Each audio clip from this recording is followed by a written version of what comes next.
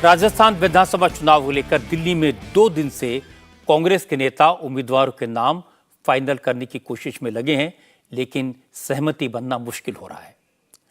अशोक गहलोत भी 2 दिन से दिल्ली में थे। आज सेंट्रल इलेक्शन कमेटी की मीटिंग में गहलोत के अलावा राजस्थान कांग्रेस के अध्यक्ष गोविंद सिंह डोटासरा भी मौजूद थे, लेकिन आज की मीटिंग में सचिन पायलट को नहीं बुलाया गया। उम्मीद तो ये थी कि आज कांग्रेस राजस्थान में उम्मीदवारों की पहली लिस्ट जारी कर देगी, लेकिन ऐसा हो नहीं पाया। मीटिंग के बाद अशोक गहलोत ने मीडिया से बात की, कहा कि टिकटों को लेकर कांग्रेस में कोई डिफरेंसेस ऑफ ओपिनियन नहीं है, कोई विवाद नहीं है। सचिन पायलट की इच्छा का पूरा ध्यान रखा जा रहा है। सचिन के सपोर्टर्स के टिकट फाइनल हो गए हैं। गहलोत ने कहा, कुछ लोगों के टिकट जरूर कटेंगे, लेकिन टिकट उन्हीं लोगों के कटेंगे जिनके खिलाफ करप्शन के आरोप हैं या पार्टी के सर्वे में जिनके जीतने की उम्मीद कम दिखाई गई है। अशोक गहलोत ने कहा कि कांग्रेस में टिकटों को लेकर कोई झगड़ा नहीं है, इसलिए बीजेपी परेशान है और बीजेपी झगड़े की बातें फैला रही है। ये विपक्ष को तकलीफ है, जो फैसले हो रहे हैं पार्टी के अंदर सिलेक्शन के प्रोसेस से, उनको तकलीफ भी हो रही है। इनके झगड़े क्यों नहीं हो रहे हैं? आप सचिन पायलट की तरफ इशारा कर रहे होंगे। जितने फैसले हुए हैं सबकी राय से हुए हैं, सबकी राय हो। जो भी सचिन पायलट साहब के जो हमारे सपोर्टर भी होंगे, उन सब के फैसलों में भागीदार बन रहा हूँ, उनके पक्ष में।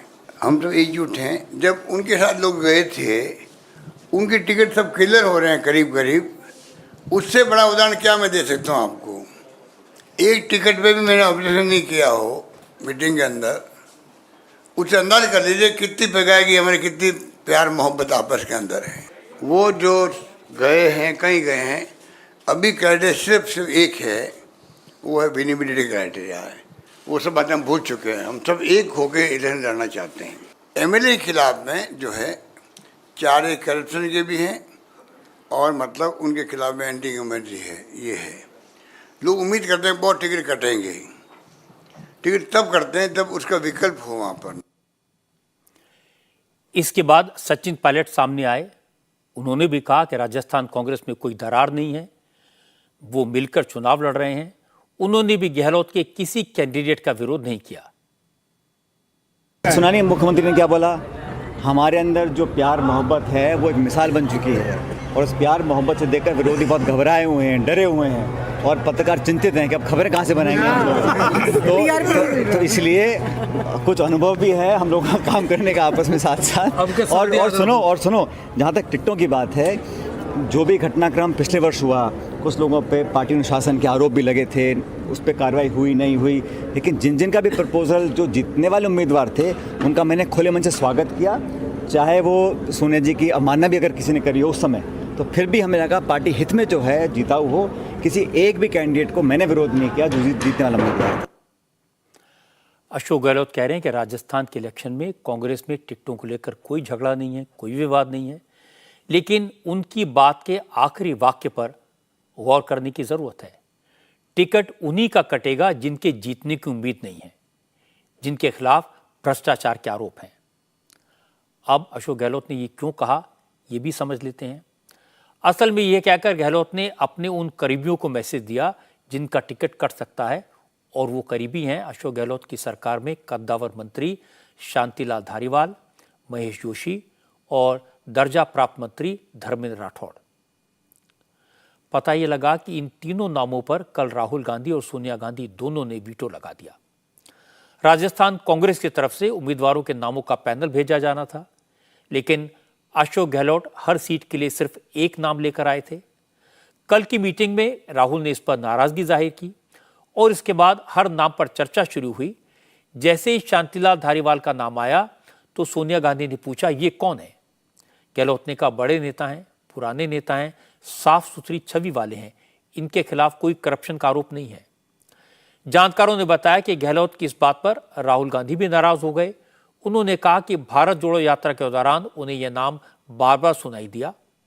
शांतिलाल धारीवाल के खिलाफ लोगों ने भ्रष्टाचार की शिकायतें की, जिसके बाद गहलोत खामोश हो गए। इसके बाद महेश जोशी और धर्मेंद्र राठौर के नाम पर विचार हुआ और तीनों सीटों को फिलहाल पेंडिंग में रखने का फैसला किया गया।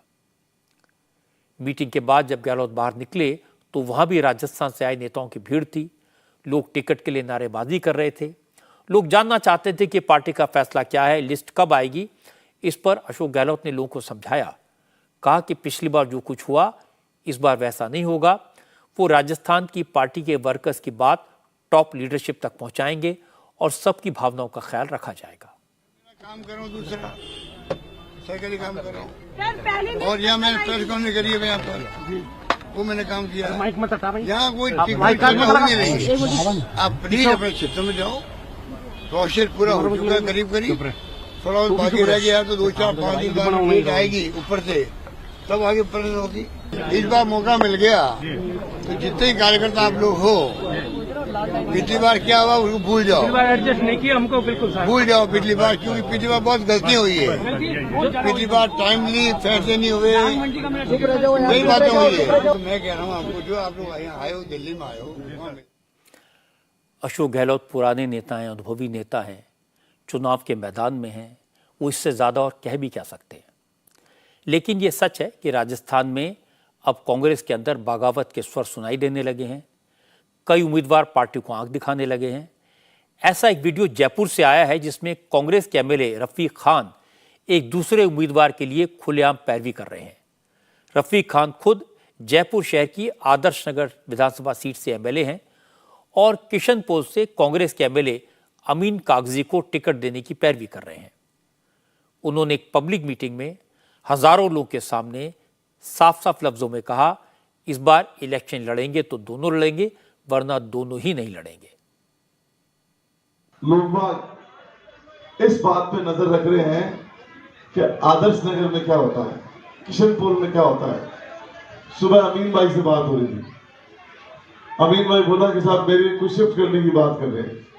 मैंने कहा आप समझा देना सबको, लड़ेंगे तो हम दोनों ही लड़ेंगे, नहीं तो दोनों ही नहीं लड़ेंगे, ये बात समझा देना। और अगर कहीं कमजोरी लगे तो गलती कर लेना, 3.5 घंटे में पहुंच जाऊंगा और साथ खड़ा मिलूंगा हर तरीके से। जयपुर की 10 विधानसभा सीटों में से किशनपोल और आदर्श नगर, ये 2 कॉन्स्टिट्यूंसीज ऐसी हैं जहां पर मुस्लिम वोटर्स का डोमिनेशन है।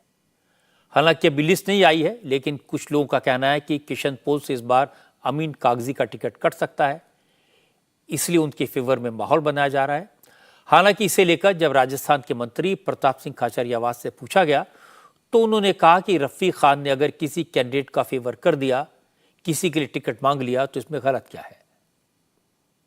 अरे एक बात बताओ, रफीक खान ने कोई पॉजिटिव वे में अपने किसी साथी के लिए बयान दे दिया तो अच्छी बात है ना, ये तो कोई गुनाह नहीं किया।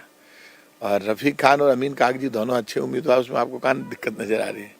आलाकमान को नजरें दिखा रहे हैं कि हम तो अरे किसी को नहीं, आला कमान के सामने कोई बोलता है क्या, ऐसा कुछ नहीं कहा।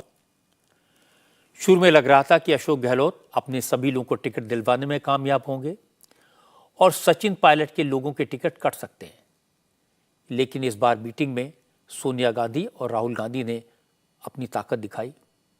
आपको याद होगा पिछले साल जब राजस्थान कांग्रेस में बगावत हुई थी, उस वक्त दिल्ली से मल्लिकार्जुन खड़गे और अजय माकन को भेजा गया था, लेकिन शांति धारीवाल ने उस वक्त गहलोत सपोर्टर विधायकों की मीटिंग बुला ली।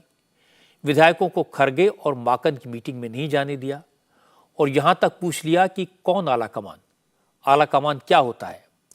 अब जब टिकटों के बंटवारे का वक्त आया है तो आला कमान दिखा रही है कि आला कमान क्या होता है। हालांकि अभी ये कहना ठीक नहीं होगा कि शांति धारीवाल या महेश जोशी का टिकट कट ही जाएगा, क्योंकि गहलोत राजनीति के चतुर खिलाड़ी हैं।